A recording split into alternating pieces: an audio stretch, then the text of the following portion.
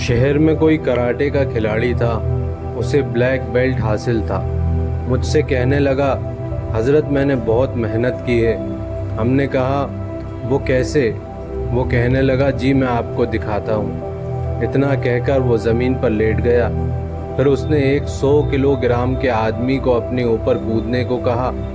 پھر اس کے پیٹ پر 100 kilo gram کے بندے نے 10 بار چھلانگیں لگائیں اور وہ آدمی آرام سے نیچے لیٹا رہا، اور اس کے اوپر وہ بھاری بھرکم بندہ اچھل اچھل کر چھلانگ لگا رہا تھا۔ پھر وہ مجھ سے کہنے لگا کہ حضرت میں یہ بھی کر سکتا ہوں، اور ایسا بھی کر سکتا ہوں، اور ویسا بھی کر سکتا ہوں۔ کچھ عرصے کے بعد دوبارہ میری اس سے ملاقات ہوئی۔ میں نے پوچھا، بھائی کیا حال ہیں آپ کے؟ وہ کہنے لگا، حضرت میرا کلب پورے شہر میں کراٹے میں سب سے بڑا ہے، اور میں نے کالج کی لڑکیوں کو کراٹے سکھانے کے لیے ایک برانچ کھولی ہوئی تھی۔ کلب کھلنے کے بعد میں ایک بار وہاں گیا تو میں نے وہاں کی حالت دیکھی تو مجھے سب عجیب لگا، تو میں نے اس برانچ کو بالکل بند کر دیا۔ یہ پہلی بات ہوئی۔ دوسری بات یہ کہ میں نے اپنے بچوں کو سمجھایا کہ بھائی ہم ایک دوسرے پر اٹیک کرتے ہیں اور زبان سے ایک بے معنی سا لفظ نکالتے ہیں، تو اس کے بجائے ہم اللہ کا لفظ کیوں نہ نکالیں؟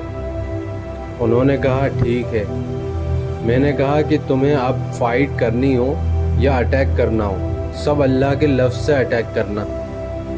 کہنے لگا، جب ہم نے اللہ اللہ سے اٹیک کرنا شروع کیا تو باہر سے گزرنے والے لوگ سمجھنے لگے کہ اندر کوئی محفل ذکر ہو رہی ہے۔ لوگ دروازے پر جمع ہو کر کہنے لگے کہ ہم بھی محفل ذکر میں آنا چاہتے ہیں۔ جب وہ اندر آئے تو ان کو پتہ چلا کہ جناب یہاں تو کراٹے سکھائے جاتے ہیں۔ بیوی تو بہت پریشان تھی کہ لڑکیوں کی کلاس بند ہو گئی، اب آمدنی کم ہو جائے گی، لیکن جب نیک لوگوں نے دیکھا کہ یہ نیک آدمی ہے، ہمارے بچے بھی اس سے سیکھ سکتے ہیں، تو انہوں نے اپنے بچے بھی بھیجنے شروع کر دیے۔ اس طرح لڑکیوں کی کلاس کی تلافی ہو گئی تو ہمارے لڑکوں کی تعداد پہلے سے 3 گنی ہو گئی۔ اللہ تعالیٰ نے رزق میں بھی اضافہ کر دیا۔ اب دیکھیے کہ دل میں محبت الہی آئی تو پھر ایک دوسرے کے ساتھ کھیل کود میں بھی اللہ یاد آئے گا۔ یہ محبت چیز ہی ایسی ہے۔